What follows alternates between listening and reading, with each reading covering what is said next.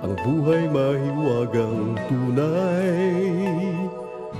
may hirap, mayroong ginhawa. Maraming pagsubok araw-araw,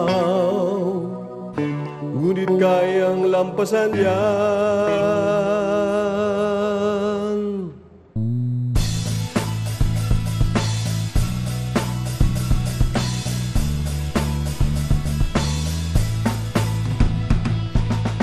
Ano man ang ating katayuan, may pag-asang masisilayan.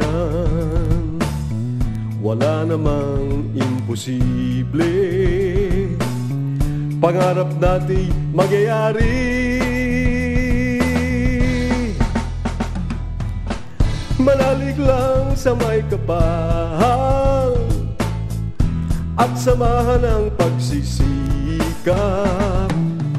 Sa masipag walang mahirap, patuloy lang tayong mangarap.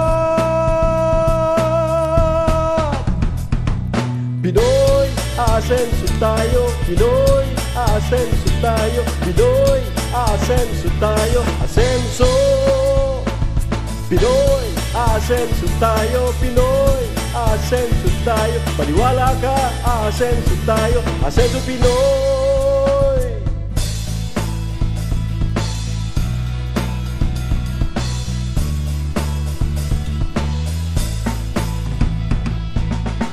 Ang buhay mahiwagang tunay, may hirap, mayroong ginhawa. Maraming pagsubok araw-araw, ngunit kayang lampasan yan.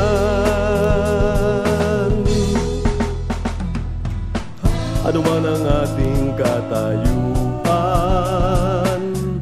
may pag-asang masisilayan. Wala namang imposible, pangarap natin mangyayari.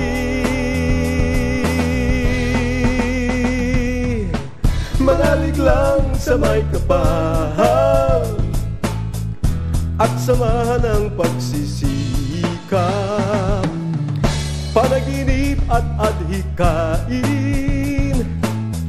sama-sama nating abutin. Pinoy, asenso tayo. Pinoy, asenso tayo. Pinoy, asenso tayo. Asenso. Pinoy, asenso tayo. Pinoy, asenso tayo. Maniwala ka, asenso tayo. Asenso Pinoy.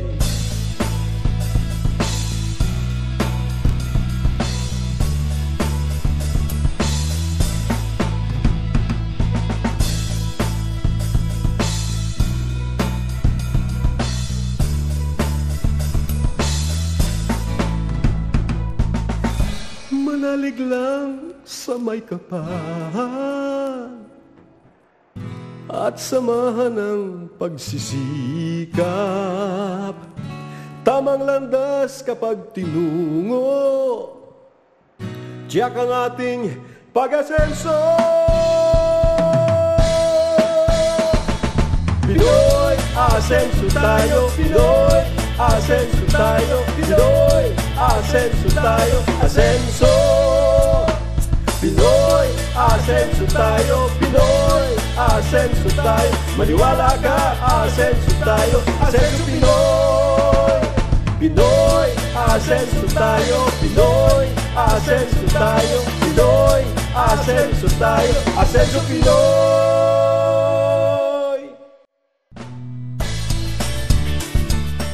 Salamat sa Diyos sa isang magandang araw. Narito ang ating programang maghahatid sa inyo ng inspirasyon, mag-aalok ng pag-asa, at naniniwalang sa pamamagitan ng sikap at tamang diskarte, maaari tayong umasenso sa buhay. Ito ang Asenso Ka Pinoy!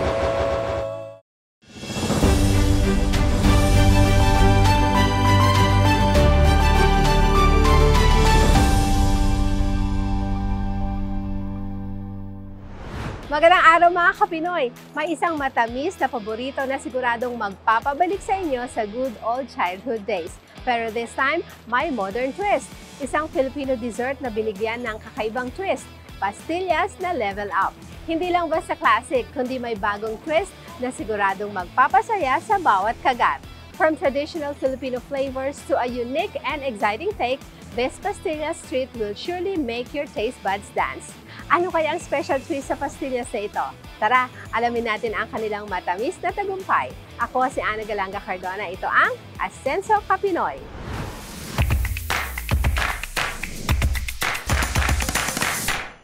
Isang pastillas production ang natagpuan namin dito sa Cainta, Rizal.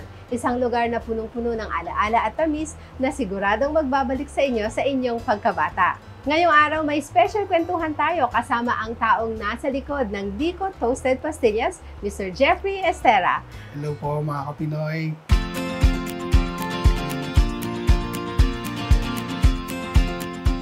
Maraming salamat Jeffrey kasi pinapasok mo kami dito sa Dico Toasted Pastillas Production House. Ayan. So, kumusta ka na?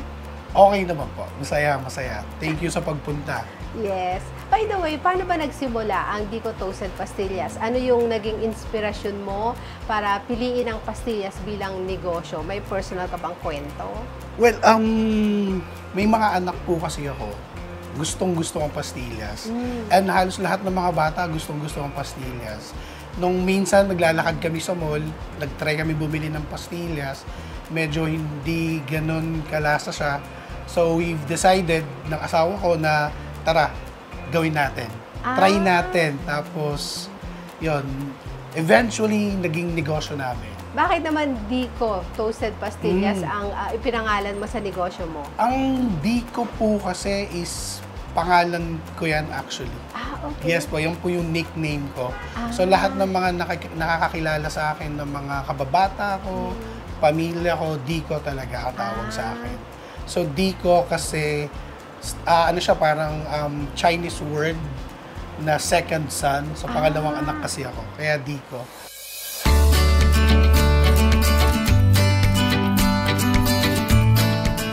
Jeff, ano naman ang pinagkaiba ng pastillas ninyo kumpara sa ibang mga pastillas na nabibili sa merkado?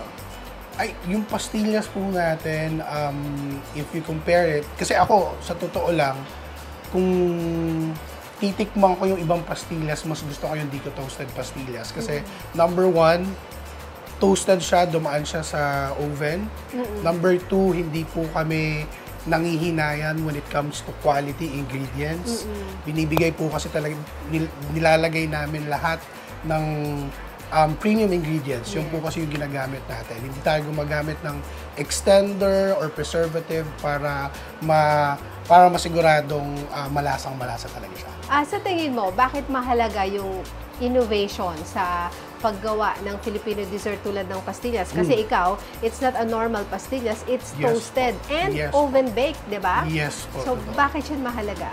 Well, importante po yung innovation, ma'am, kasi madaming nagtitinda sa merkado ng pastillas. And pag hindi ka nag-innovate, definitely kakainin ka ng merkado. Lalo na ngayon, puro online market na, puro online ang pagbebenta. We've actually started dito sa toasted pastillas ng 3 flavors lang po. Okay. So ngayon, dahil sa innovation, and request na din na madami nating customers, resellers, umabot na po tayo ng 15 flavors in total. Wow, ang dami! Yes, as in, 15 flavors? Yes po.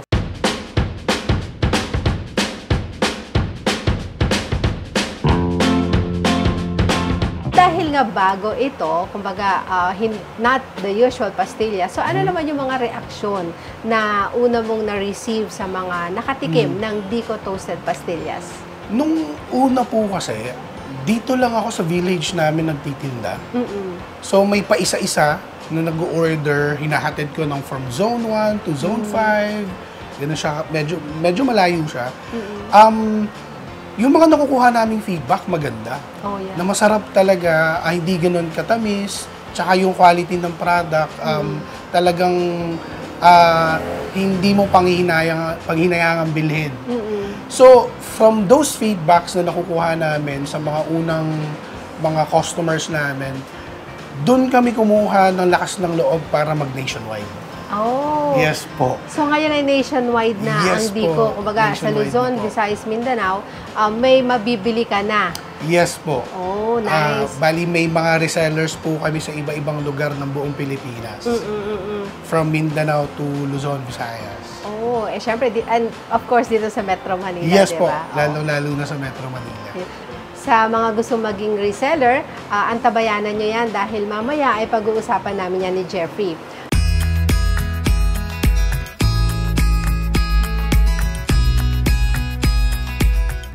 Sa mga kapinoy, sa ating pagbabalik, sisilipin natin mismo kung paano ginagawa ang Dico Toasted Pastillas. Mula sa pagluluto hanggang sa pagiging perfect bite-sized treats. Siyempre, titikman natin to, kaya kung mahilig ka sa mga comforting Filipino desserts, huwag na huwag mong palampasin ito. Siguradong mapapangiti ka sa tamis at sarap ng bawat kagat.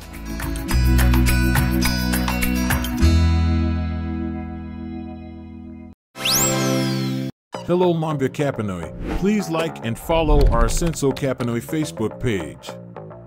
At Paramaging Updated KO and our Senso contents, you may subscribe to our YouTube channel and hit the bell button for more updates. Asenso Kapinoy.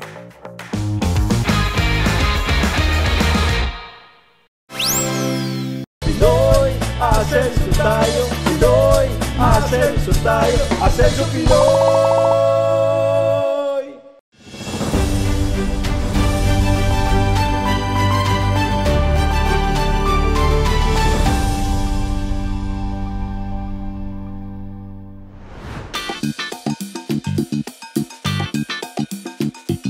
Mga kapinoy, kasama natin ngayon si Jeffrey upang ipakita sa atin kung paano ginagawa ang Dico Toasted Pastillas Classic Flavor. So Jeffrey, thank you for showing this to us. So ano ba yung mga ingredients natin? Sige po, we have powdered milk, may sugar po tayo, may butter, tsaka yung condensed milk. Ayun. So ulitin natin mga kapinoy, ito ay classic flavor lang. So very basic. 4 lang yung ating ingredients. So ano yung gagawin natin? So yun, bali una ma'am, ang gagawin natin is imimix natin siya, bawat isa. Powdered milk. And then next natin yung ay... next po is yung sugar. Yan, bubuhos po natin yung sugar. Tapos, gaano Then, karami yung butter? Kukuha tayo ng butter na sakto lang. Ayan, kahit ganyan lang. And then itong... After po niyan, ang ginagawa po namin, imimix mo muna muna yan. siya. So yung dry muna, Yes dry po. ingredients, imimix na may Imimix po kasamang together. butter. Yes po. Bago ilagay yung Wet. wet. Paano kung wala silang mixer? Pag wala silang mixer, ma'am, pwede na pong kamayin as long as may gloves lang. Okay. So, Importante kasi ma-mix siya all together. okay lang. So, pwede nilang ikamay. Ikamay niya, yes po. Pag walang mixer, pwedeng Manual. ikamay. Okay. Importanteng ma-mix yung ingredients para pantay po yung lasa. And then after ito, ako na maglalagay. Yes po. So, Pwede na po yung condensed milk. So, ilalagay natin ang condensed Yes. milk. So, ito ay 1/4 cup na condensed Condensed milk. Ayan. Tapos, pag ganyan na siya, pwede mo na siyang i-mix ng mixer. Hindi siya nagiging dough agad. So, ang ginagawa namin after ma-mix ng mixer, pag nagbuo-buo na siya, okay, that's the time na kukunin natin siya sa pan. Okay. Tapos, i-mix them together. Basta may konting buo-buo na, Yes pwede po. mo na i-manual yung Pwede mo na ano. siyang, pwede na pong i-manual siya. Ayan. Tapos, imamasa-masa siya. Ang dali lang pala, mga kapinoy, di ba?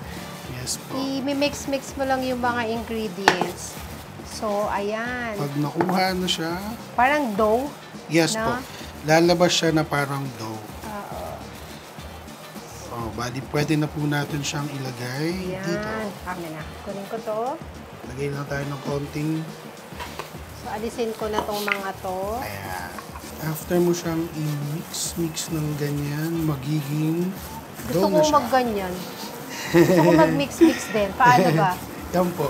Bali, ganun lang siya. I-mix lang together. Ay, malambot pala siya. Gusto ko lang siya ma-feel actually.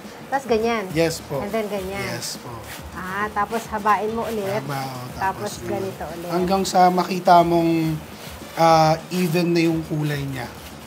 Pag even na yung kulay ng lahat, wala ka na makikita or nararamdamang namumuo-muo. That's the time na okay na po yun. Sa mga Kapinoy, eto hawak ko ngayon yung molder na paglalagyan namin ng classic Dico toasted pastillas. At syempre, kailangan mo ng cutter. So, ang next natin gagawin, Jeffrey, ay... Bali, eto po, hiwa-hiwain natin ng pahaba. Pwedeng pahaba or depende po sa inyo. Tapos pag nahiwa na natin ng ganyan, ipapasok lang po natin dun sa butas na molder. Pag naipasok na natin dun sa molder, ayan, ipipress natin siya para buo ang dito sa ilalim. Yung buong magiging cube siya, ipipress natin. Pag na-press, don't worry dun sa mga excess kasi tatanggalin natin ng cutter natin. Ayan. Tapos after niya, pwede mo na siyang pero hindi pa siya actually medyo ano siya. Patitigasin siya dito? Patitigasin siya. So, mga ilang minuto? Siguro mga 5 minutes lang. 5 minutes. Oo. Basta ipasok mo lang pala. O, na-gets ko na. Ipapasok mo lang siya and then, kasi ako kanina, I-press mo siya. medyo kulang yung pagkakalagay ko. Okay. Sige. Ayan. Let's do this. O, nauna siya sa akin. Mga Kapinoy, eto na yung mga cubes na ginawa namin kanina ni Jeffrey. So, ang next natin ay? I-coat po natin siya ng sugar. Okay. So, itong mga cubes ilalagay ko sa sugar. Yes. So, akong tagalagay. I-coat po natin siya ng ganyan. Then, after ma-coat siya ng sugar, as much as possible, matanggal yung excess na sugar. Then, pwede na po yan. After natin mag-coat ng sugar, ay i-rest muna natin, no? Yes po. Okay. So, ng ilang minutes, mga ilang minutes before i-oven.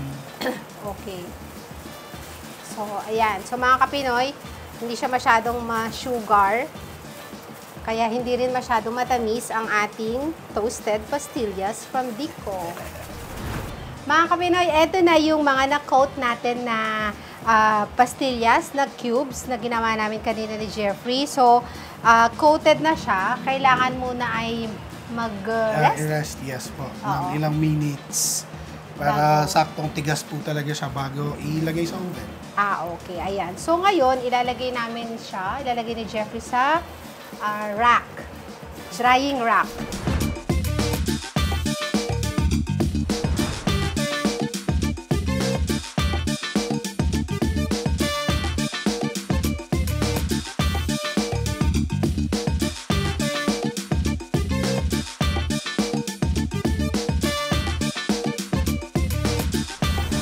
Mga Kapinoy, eto na yung na-bake kanina na Dico Toasted Pastillas Classic Flavor. So ngayon, Jeffrey, ano yung gagawin natin? Bali, magpa-packing na po tayo. May timbangan tayo. Ito po yung maliit na size, which is yung 75 grams. Okay, so maglalagay ako dito ng mga ilang piraso? Nasa more or less 14 or 15 po. 15 pieces. Eto, 75 grams sa maliit na pack, mga Kapinoy. So, ayan, meron tayong 17 pieces. Ilalagay lang natin siya dito sa pack. Diba? Oh, ang saya. O, meron ka ng pangbenta. O, diba? May pangbenta ka na. Di Tapos ako isi-sealed na siya. Okay. Sealed dito, then sa sealer. Ilang buwan ang shelf life ng ating pastillas? Ang shelf life po nito is 2 months. Oh. Kasi hindi po tayo gumagamit ng preservative. Ngayon, pwede pa naman po siyang ma-extend up to 1 month after ng 2 months. So, cheers! Meron tayong nagawa, di ba? Cheers! Ayan.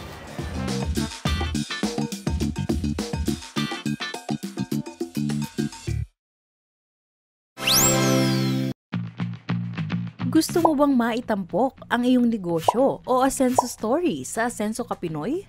Madali lang yan! maaari mong i-message ang Asenso Ka Pinoy Facebook page at mag-send ng letter sa aming email address flashed on screen.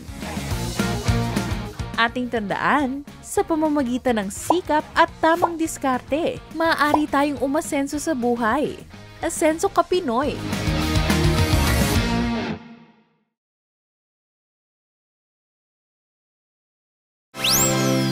Pinoy, asenso tayo.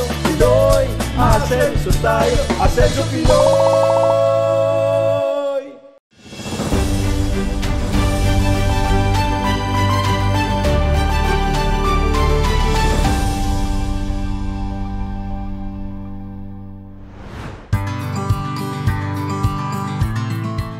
Hello mga Kapinoy! Ngayon naman pag-uusapan natin ang journey sa likod ng Biko Toasted Pastillas. Mula sa maliit na simula hanggang sa pagiging isa sa mga patok na ngayon na negosyo.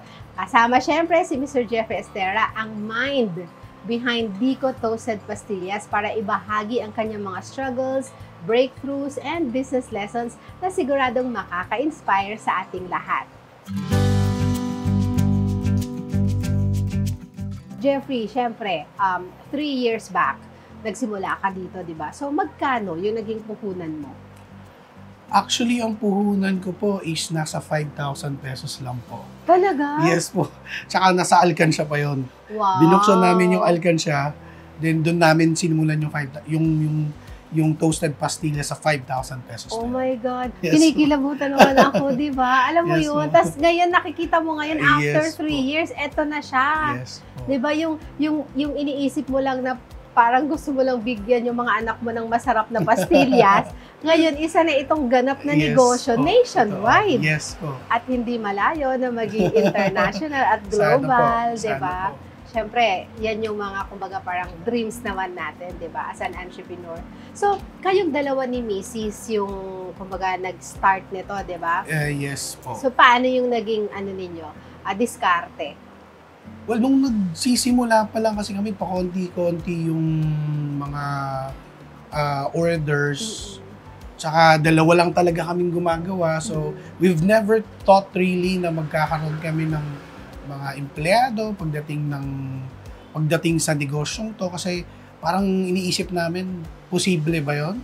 So, nung nagsimula na kami, nakakakuha na kami ng magandang feedback, yung mga customers bumabalik, nagre-reorder, doon, pakonti-konti, eventually, paisa-isa doon na namin nakikita na, oops, medyo lumalaki na siya. Then, nag-start na kaming magbenta online, tsaka nationwide. Doon na nag-start na siyang mag-boom. Ayun. So, yun yung magandang storya niyan, di ba? Yes. You started small, but Yes po. now it's getting bigger, di ba? Every year. Siyempre, may vision din tayo na maging global din siya. Yes po, di ba? definitely.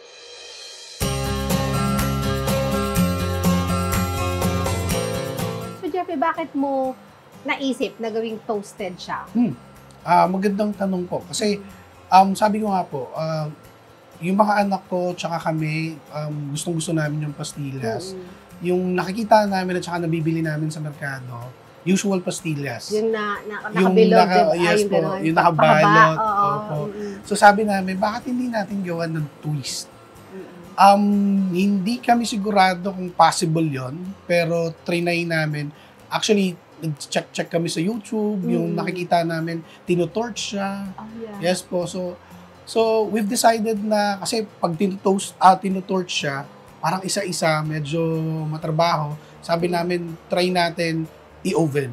Oh, yeah. So bumili kami ng maliit na oven. Doon namin kinuhanan yung 5,000 pesos. Yung oven na 2,500. Doon, tsaka the rest nung pera, binili namin ng ingredients. Yes po.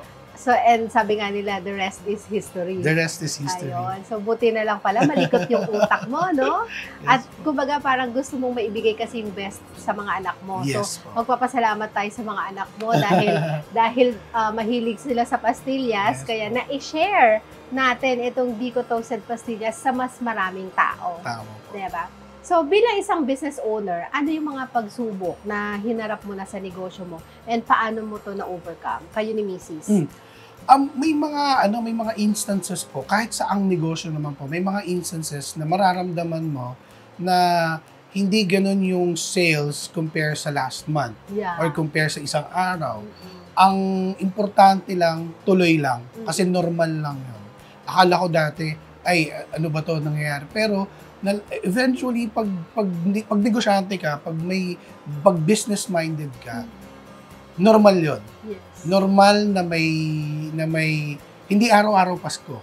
Tama. Okay? Pero, ang importante, nagpapatuloy ka para sa pangarap mo at saka sa pamilya mo. Tama. Yes. Kasi, kahit naman sa buhay, di ba? Yes, Hindi po. naman tayo araw-araw masaya. May Totoo. times din naman na malungkot tayo. So, Opo. let's just go with the flow. Exactly Diba? po. Ang sabi nga nila pwedeng magpahinga pero hindi susuko. Hindi susuko. Diba? Ilalaban po. Tama. Lalo na para sa mga anak mo Yes, at pamilya po. mo.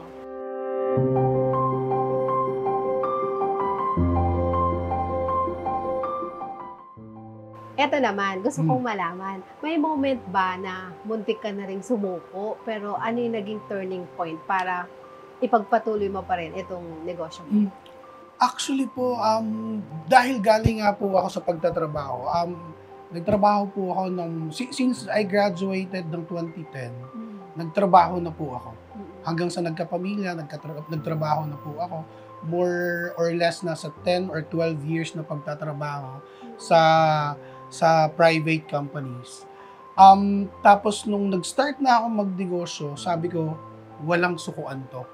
Hindi ako susuko dahil sa totoo lang, yung kinikita ko ngayon or kung ano man yung time freedom na i-experience ko ngayon, hindi ko na-experience yan in 12 years na nagtatrabaho ako sa corporate world. Yeah. Actually, mga Kapinoy, may mga choices naman tayo eh. Kumbaga, si Jeffrey, dati siyang empleyado, tapos nag-choose siya to be an entrepreneur, Yes. di ba? But, sinasabi nga natin, not all can be an entrepreneur, di ba? Totoo. So, bakit, ano ngayon ang napatunayan mo? Bakit marami ang nagsasabing, not all can be an entrepreneur? Tingin ko sa mindset din po eh. Kasi kung kadamihan kasi kagaya ko dati, bakit umabot ako ng 12 years sa pagiging empleyado? Kasi natatakot ako magsimula sa negosyo. Hindi ko alam kung ano yung sisimulan kong negosyo. Not knowing na pwede pala kahit ano, pwede mo nang simulan, importante, nagsisimula ka na. Kasi sabi ko nga, pag nagsimula ka ng negosyo, nag-fail man yan, magsimula ka ulit, you're not starting from scratch. Yeah. You're starting from experience Yes. already. So may mga experience ka na doon sa mga nauna mo. Kasi hindi lang actually ito yung unang naging negosyo ko. Even before, nag-try ako ng mga vending machine, yung sa coffee. Nag-try din ako ng nung mga manok-manok, prito-prito, gano'n. Pero hindi siya nag-work out. Pero naging consistent naman tayo na gusto natin talaga mag-negosyo.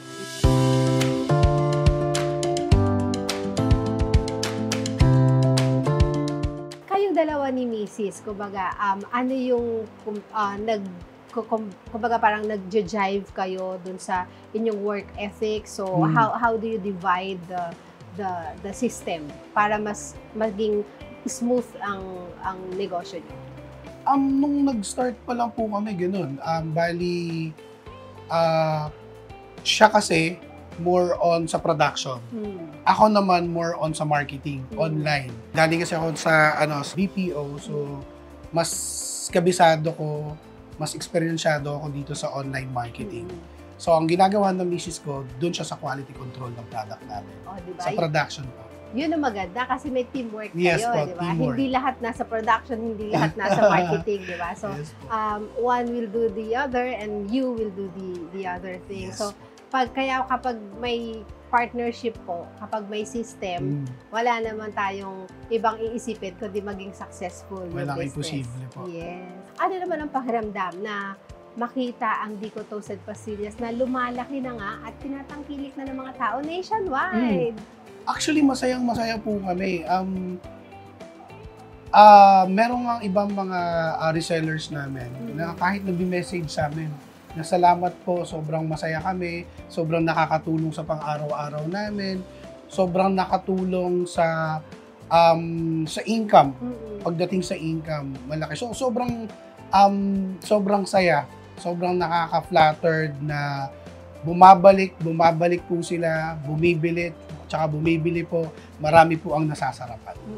Alam mo, nakakatuwa ka kasi you created a product.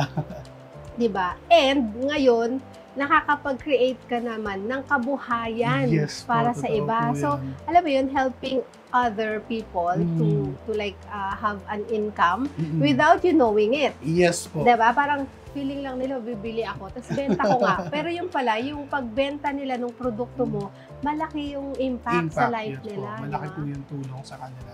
Wow, talagang you are a blessing to others, diba? Thank you po, thank you po. Alam mo, marami kang natutulungan, di ba? Sabi mo, nababanggit natin palagi kanina yung word na reseller. So, syempre, gusto ng ating mga Kapinoy, paano ba maging reseller ng Dico Toasted Pastillas? Madali lang po. Una, pwede po kayong mag-message sa page namin, sa Dico Toasted Pastillas. Message lang po kayo. Ipoprovide po sa inyo yung lahat ng details kung paano po kayo magsisimula dun sa negosyo. We have Lazada and we have Shopee store din po.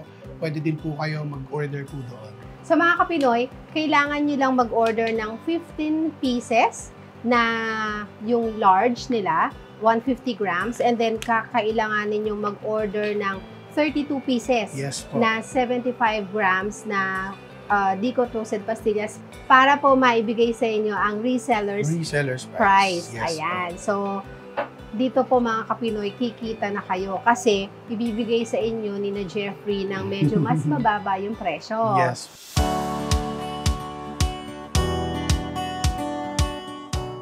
Maiba naman tayo, Jeffrey. Ano naman yung biggest lesson mo bilang isang entrepreneur na gusto mo i-share sa ating mga business owners, mga aspiring business owners? Well, bilang entrepreneur po ngayon, bilang business owner po ngayon, ang ma-advise ko lang po is that kung may naisip kayong negosyo, simulan nyo na. Kasi kung hindi nyo susubukan, hindi nyo malalaman whether mananalo kayo or matatalo. If natalo kayo, that's a learned experience for the next time na gagawin nyo. Ang tanong, paano kung nanalo kayo? Tama. Diba? They should take action. Yes po. Kasi sabi nga nila, walang nananalo kung hindi ka gagalaw. Yes po. At kung kailan ka gagalaw, ngayon na. Ngayon na po. Kasi kapag bukas ka pa gagalaw, talo ka na.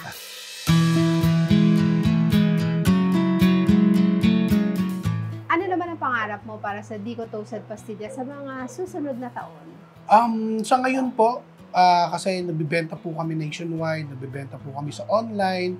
Of course, ang pangarap po ng kahit na sino mang negosyante ay buksan ang Dico Toasted Pastillas sa buong mundo. Oh, gusto ko yan, di ba? Maging global. Yes po, maging global na siya.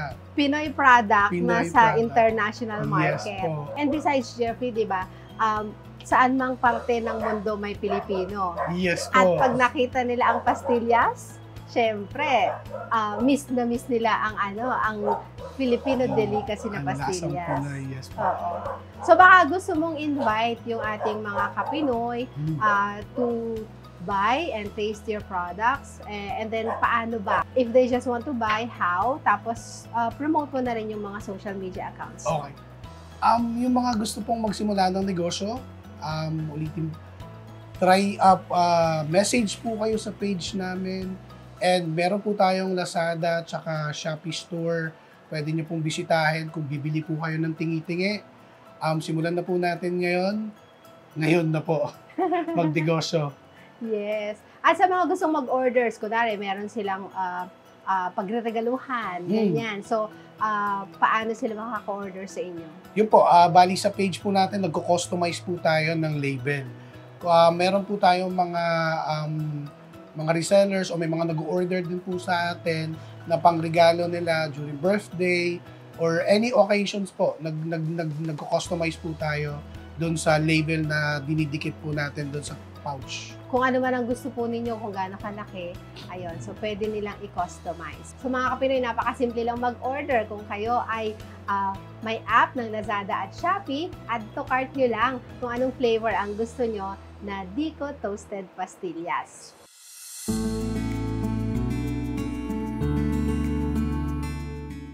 So Jeffrey, syempre, gusto naming malaman ano ba yung message mo sa mga kapinoy natin na patuloy na tumatangkilik dito sa iyong produkto na Dico Toasted Pastillas. Sa lahat po ng tumatangkilik, from the bottom of my heart po, salamat po ng sobra. Hindi lang po kami ang natutulungan ninyo, madami po ang natutulungan natin. Wag po tayong susuko, laban lang po para sa pangarap.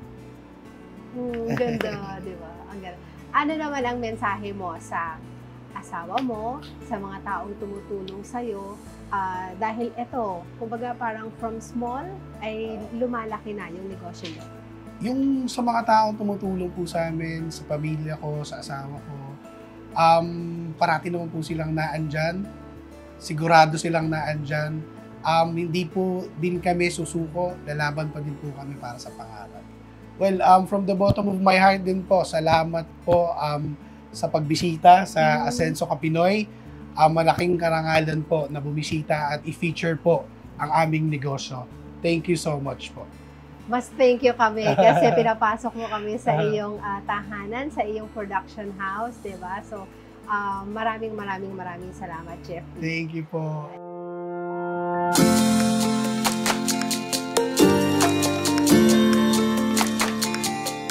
Grabe mga kapinoy, talagang napaka-inspiring. Ang daming life lessons at business wisdom na nakuha natin mula kay Jeffrey Estera, ang taong nasa likod ng Dico Toasted Pastillas.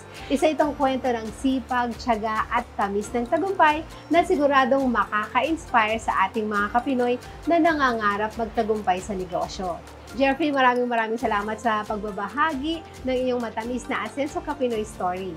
Ako po si Ana Galanga Cardona kasama si Jeff Estera na nagsasabing Asenso Ka Pinoy!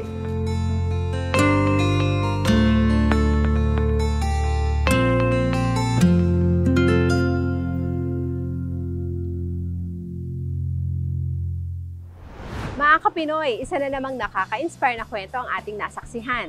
Sa likod ng bawat matagumpay na negosyo, may sipag, sakripisyo, walang sawang pagsisikap at pananalig sa Diyos. Hindi laging madali, pero ang determinasyon at pagmamahal sa ginagawa ang tunay na susi para maabot ang pangarap. Para sa ating mga kapinoy, patuloy lang sa pangarap. Kapit lang sa sipag at tiyaga dahil ang asenso nasa kamay mo. Thank you for always watching Asenso Ka Pinoy live stream tuwing Sabado sa aming YouTube channel. For future suggestions, you may comment down below. Huwag kalimutang mag-subscribe sa Asenso Ka Pinoy YouTube channel. I-follow kami sa Facebook and TikTok. Stay updated sa aming latest ganaps at exciting gimmicks. Plus, may chance pa kayong makatanggap ng special gift mula sa Asenso Ka Pinoy. Kaya ano pang hinihintay nyo? I-like, follow, and subscribe na! #Asenso Ka Pinoy. See you again next Saturday mga kapinoy para sa mga makabuluhan, nakaka-inspire at puno ng good vibes na mga Asenso Ka Pinoy story. To God be the glory. Ako po si Ana Galanga Cardona na nagsasabing Asenso Ka Pinoy. Attendance check muna tayo mga kapinoy. I-comment ang mga salitang pastillas sa ating Facebook attendance post upang magkaroon ka ng chance makareceive ng special gift mula sa Asenso Ka Pinoy.